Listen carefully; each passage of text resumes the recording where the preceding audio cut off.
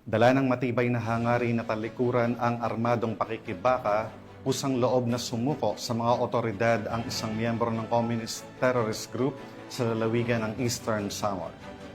Patuloy naman ang panawagan ng mga otoridad sa mga natitira pang kasapi ng rebeldeng grupo na magbalik loob sa pamahalaan at makiisa sa adhikain para sa kapayapaan at kaunlaran ng bansa.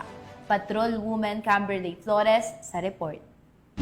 Bulunyong nagbalik loob sa pamahalaan ang isang miyembro ng Communist Terrorist Group sa Barangay Makapagal, General MacArthur, Eastern Samar. Ang pagbabalik loob ay resulta ng matagumpay na pakikipagnegosasyon ng mga tauhan ng 2nd Eastern Samar Provincial Mobile Force Company kasama ang Provincial Intelligence Team Eastern Samar, Eastern Samar Provincial Intelligence Unit sa aktibong suporta ng Kasimbayanan at Advocacy Support Group. Isinuko rin ng nasabing surrendery ang isang unit caliber .38 revolver at 4 na bala. Samantala, nakatanggap naman ang nagbalik loob ng agarang tulong na bigas at grocery items mula sa mga kapulisan. Ang nasabing surrendery ay nasa kustodiya ng 2nd Eastern Samar PMFC para sa facilitation ng kanyang posibleng enrollment sa programa ng ating gobyerno na Enhanced Comprehensive Local Integration Program o ECLIP. Patuloy ang panawagan ng pambansang pulisya sa iba pang mga miyembro ng CTGs na iwaksi na ang maling ideolohiya at magbalik loob sa ating pamahalaan upang makasama ang pamilya, mamuhay ng payapa at patuloy na sumuporta sa mga programa ng ating gobyerno.